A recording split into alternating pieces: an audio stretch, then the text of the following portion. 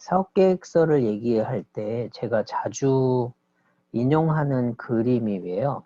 단오풍정이라는 신윤복 선생님의 풍속화 그림인데, 이 그림은 무엇을 이야기하고 싶은 걸까요? 그림을 그리는 사람은 분명히 무언가 메시지를 전달하고 싶었을 거예요. 나는 이런 이야기를 전달하고 싶었다. 그런데 이제 독자, 이 그림을 바라보는 사람은 도대체 이 그림을 어떻게 바라볼까? 무엇을 바라볼까? 무슨 이야기를 하고 있는지 알고 있을까? 어떻게 인식할까? 그 부분에 대해서 잠깐 얘기를 해보고 시작하겠습니다. 머리를 감는 아낙네도 있고 그네 타는 사람도 있고, 얘를 이제 사업계획에서 보면 되게 많은 정보가 들어있을 수도 있어요. 신윤복 선생님이 이 안에서 갈등 구조를 노출한 것도 있습니다. 예를 들면 상단 언덕에 있는 사람들은 칼라로 되어 있잖아요. 그 다음에 좌측 하단에 있는 사람들은 흑백에 가까운 색깔로 배치가 되어 있어요. 물론 이제 옷이 다르다라는 핑계도 있지만 계급이 다르다. 이 그림 안에서는 주인공은 머리 감는 사람들이 아니라 저 그네를 타는 사람이 주인공일 수도 있다. 네, 이렇게 만약에 보고 나면 위쪽에서 아래를 바라보는 시선, 등급이 다르구나. 그 다음에 칼라 옷을 입은 사람에게 무언가 음식을 배달하는 어떻게 보면 배달 노동자죠. 아니면 직원이었거나 누군가 중심을 향해서 움직여가는 모습.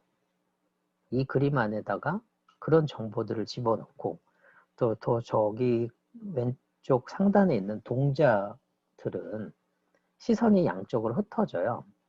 한 명은 머리 감는 사람들을 바라보고 있고 한 명은 그네 타는 사람을 바라보고 있고, 결국은 이 그림에 두 가지 양극화가 돼 있다라는 얘기를 자연스럽게 우리 눈으로도 볼 수 있지만 저 동자승들의 눈 시선을 바라보면서 이게 두 개로 나눠져 있구나. 그러다 보니 계곡에 자연스럽게 음영 처리를 해서 이렇게 구획이 부별되어 있는 모습을 이분화 처리를 해놨더라고요. 어찌 보면 계급사회를 빗대어 얘기하는 걸 수도 있고, 또는 저 사람들은 자기 관리를 이제 묵은 때를 벗어내지 못하고 그냥 계속 갖고 있는 모습, 또 왼쪽 하단에 있는 사람들은 기존의 때를 다 벗는, 씻을 수 있는, 그러니까 새로 갱신하는 모습들은 좌측 하단, 갱신을 못하고 그냥 수정만 하는 사람들, 그게 우측 상단. 뭐 이렇게 양극화를 해놨지 않겠냐. 그걸 조용히 빗대어 얘기하거나 아니면 약간 숨겨놓기 위해서 동자를 배치하지 않았을까. 뭐 이렇게 본다면 이 그림 하나를 놓고도 굉장히 많은 이야기거리가 생깁니다. 왜 이 얘기를 드리냐면 사업계획서도 무엇을 말하려고 하는 건지, 내가 하고 싶은 얘기, 또 알고 있는 얘기를 다 공개하면 백과사전 같은 내용이 되겠죠. 연구 보고서구나. 연구 결과 리포트구나. 근데 사업계획서는 그렇게 쓰면 메시지가 명확하지가 않아져요. 디테일은 많이 남아있겠지만 하나로 응집되는 이야기, 그 중심이 누군지, 핵심 키워드가 뭔지, 그 부분을 컬러링으로 색깔을 입히는 작업을 해야 되는 거죠. 그래서 이 그림 안에 컬러로 되어 있는 부분이 주로 화두로 얘기하고 싶었던 것이 아닐까라고 빗대어 차용해서 가끔 설명을 드립니다.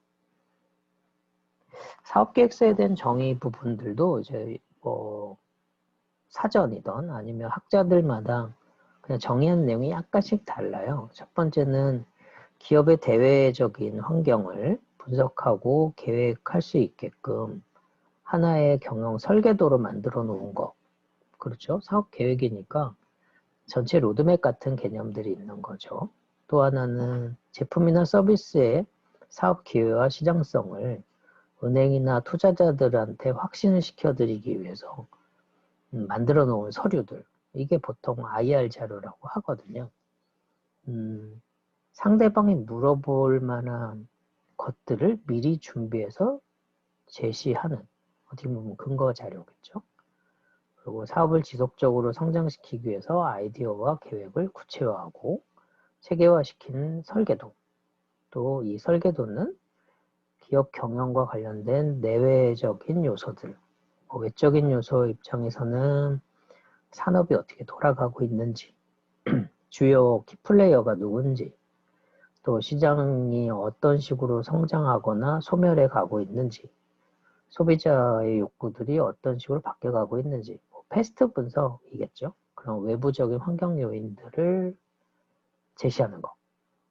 또 외부 환경 요인을 객관화해서 알려주더라도 주관적으로 판단할 수밖에 없는 내부의 요소들, 제품이 무엇이 있는지, 그 제품을 어떤 식으로 마케팅해서 판매 촉진하고 있는지, 또 연구개발은 뭘 하고 있는지, 또 생산 효율을 어떻게 높여가고 있는지, 어떤 사람들과 같이 조직화를 하고 있는지, 이런 내용들은 외부에서 알 수가 없어요. 그래서 내부적인 요인들까지도 다 한번 살펴보고 그들의 시너지가, 내부와 외부의 요소들 간의 상호 시너지가 생기게끔 설계해 놓은 문서. 네, 그래서 경영 지침이라던가 경영의 로드맵이라던가 설계도라는 얘기를 하게 됩니다. 이 사업계획서에서 이제 신윤복 선생님의 그림을 한번 거꾸로 끌어와 보면, 만약에 아까 그 그림에다가 뛰어다니는 다람쥐도 그리고 또 강아지도 막 뛰어다니고 나비도 날아다니고 꽃도 많이 펴있고 이런 거 다 그렸다면 굉장히 산만해 보였을 수도 있습니다. 디테일은 있겠죠. 이건 거의 실사판 그림이다. 그렇게는 만들 수 있겠지만 그렇게 오래 기억에 남지는 않았을 겁니다. 주제가 안 보이니까. 그래서 사업계획서라는 개념에서는 주제를 어떻게 설명하고 그걸 어떻게 객관적으로 납득시킬까. 네, 이 부분이 되게 중요한 포인트가 됩니다. 사업계획서라는 개념들을 이제 두 가지 트랙에서 한번 볼 거예요. 하나는 지금까지 얘기했던 기업체 입장에서 사업 계획을 짤 때 우리가 어떤 강점과 약점이 있는지를 인식하고 그 부분들을 개선할 건지 아니면 보강할 건지 이런 부분들을 살펴보겠죠. 그 포인트 하나. 또 하나는 창업 과정에서도 사업계획서 요구가 되게 많아요. 근데 창업 과정에서는 자원도 모자라고 시장 환경도 사실 제품 푸시 관점에서는 이미 있는 제품들을 좀 업그레이드 하려고 하는 게 있을 거고, 시장의 요구 관점에서 보면 요구는 많은데 그 요구를 그 가격에 충족할 수 있을까? 이런 구조들도 있을 거고, 아직 알려져 있지 않은 요구들도 창업 과정에서는 참 많아요. 불확실성이 너무 큰 거죠. 그렇기 때문에 사업계획서가 어찌 보면 내비게이션 같은 미리 점검해 놓고 혹시나 가는 길들 중에 우리가 생각 못했던 이슈나 이벤트들이 생길 수 있다면 빨리 전환할 수 있게끔 그런 이제 어떻게 보면 매뉴얼 같은 거죠. 그래서 사업 목적에 따라서 어떤 절차와 방법 또 어떤 활동을 할 것인지를 표현을 해놓고 소규모 조직일 테니까 각자 역할을 나눠서 잘 달릴 수 있게 합의된 작전 도표거죠. 역할 나눔 표가 되겠죠. 이제 그런 개념으로 두 가지 측면을 다 포함을 하고 있습니다. 그래서 사업계획서는 완성된 그 성과물, 산출물이라고 보기보다는 계속 보완하고 또 수정하는 활동이 필요한 문서, 미완의 문서라고 보통 정의를 많이 해드리고 있습니다. 그래서 사업계획서 중에 창업 과정에서는 객관성을 요구하지만 창업 초기에 있는 사람들은 객관적 근거를 제시할 수가 없기 때문에 상대적으로 주관성을 많이 나타내기도 해요. 그래서 비즈니스 모델 캔버스를 먼저 봐드렸던 이유가 비즈니스 모델 캔버스를 통해서 가능성이 있겠다. 그렇다면 사업계획서로 작업을 해보면서 우리가 어떤 자원과 그 다음에 확보된 일정 내에 그게 구현 가능할지 이런 것들을 살펴보는 큰 전략서라고 보면 좋을 것 같습니다. 사업계획서는 같이 이제 따라다니는 말 중에 하나가 타당성이에요. 계획은 했지만 실현할 수 없는 이야기들, 그건 타당성이 없는 거예요. 한 번은 되는데 또 해보려고 했더니 안 된다. 그건 신뢰성이 없는 거죠.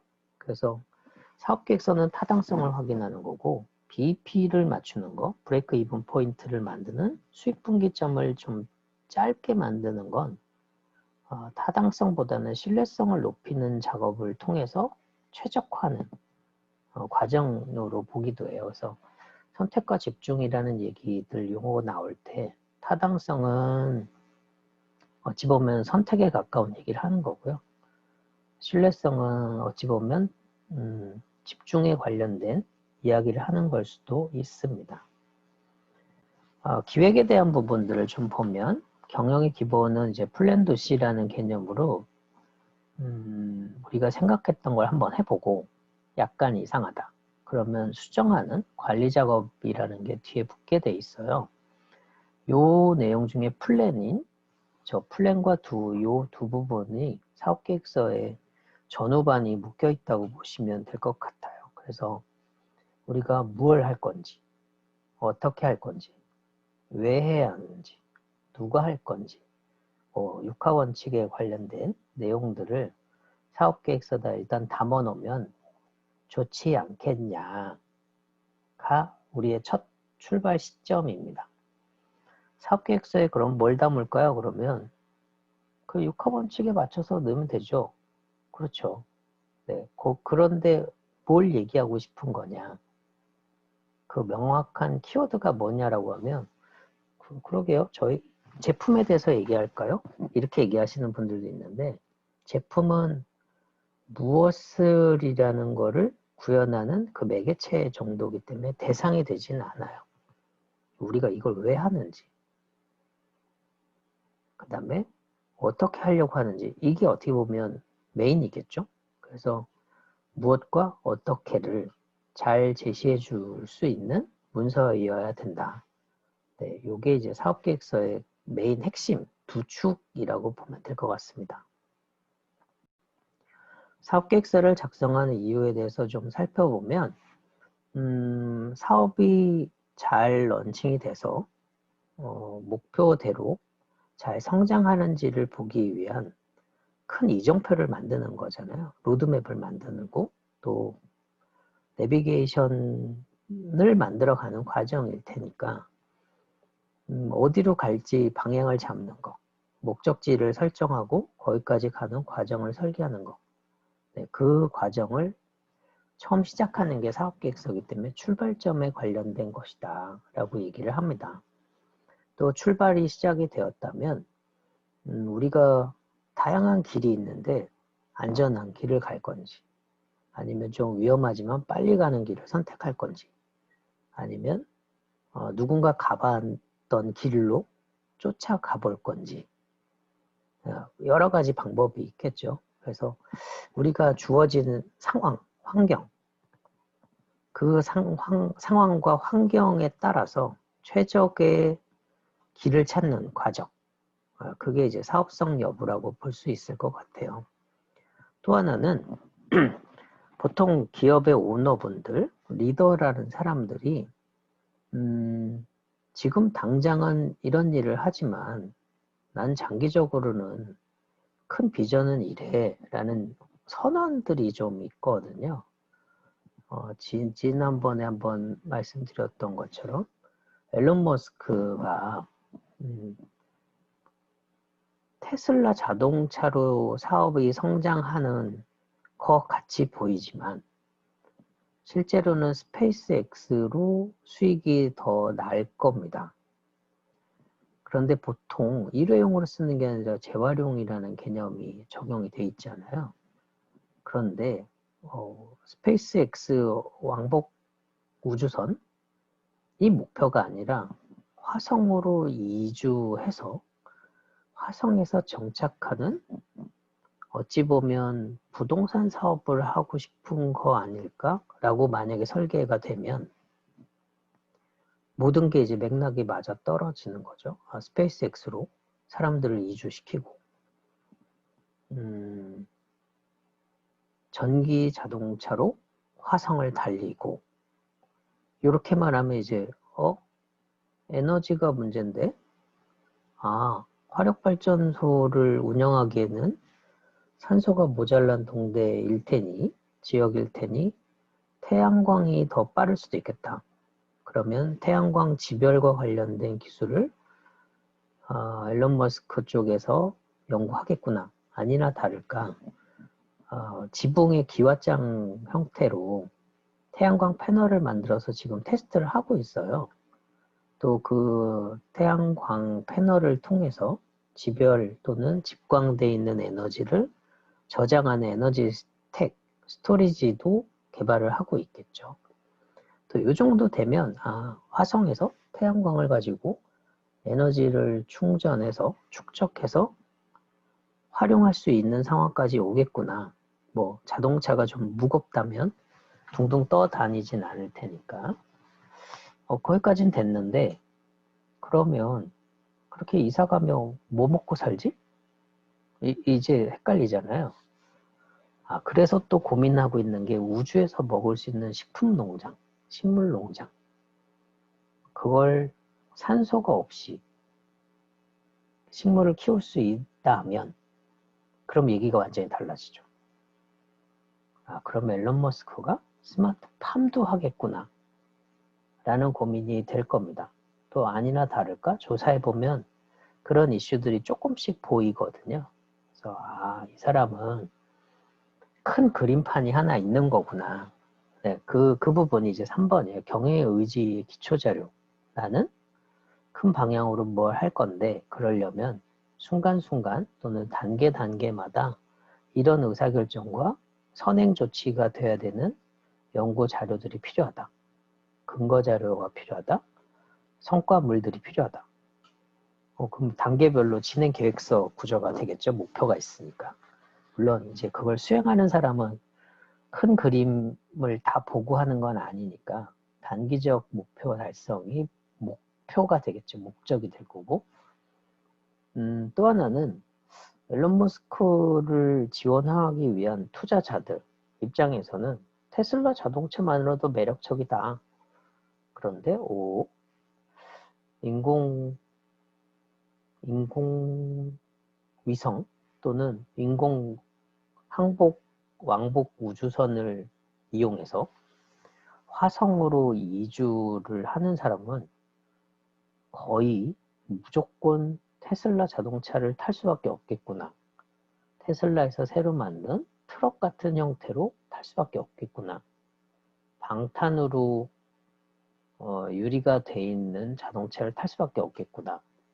왜냐하면 우주에서 떨어지는 작은 유성들이 돌멩이들이 자동차를 타격을 했을 때 그게 금이 가거나 깨지면 이제 우주 복을 입고 다녀야 되는 상황이 올 테니까 이제 그렇게 생각하면 생각보다 매력 있는 시장일 수 있겠다. 지금 당장은 아니지만 이제 이런 구조가 되면 어느 정도 자금을 차입을 시키고 또 어느 정도 기간에 회수를 할까 이런 것들도 볼 수 있어요. 그러다 보니 사업계획서 안에서 이제 보는 뷰들이 다 다른 거죠. 단오풍정처럼 그냥 그 당시에 그 즐거웠던 추억 그걸 일기장처럼 그려놓은 겁니다. 출발점은 그렇죠. 하지만 그 안에 이분법적인 구조, 그 다음에 색깔을 통해서 두 개를 구별한 점, 또 시선을 이용해서 두 개를 양극화시켜 놓은 점, 그 안에서 무언가를 얘기하고 싶었던 걸까? 네, 이렇게 보면 좀 다른 것들을 찾아낼 수 있게 됩니다. 이제 그런 부분들이 사업계획서 텍스트, 까만 건 글씨고 하얀 건 종일 테니까 그 까만 메시지 안에 무슨 의미들이 들어있는 걸까? 이제 그걸 찾아내는 게 사업계획서인 거죠.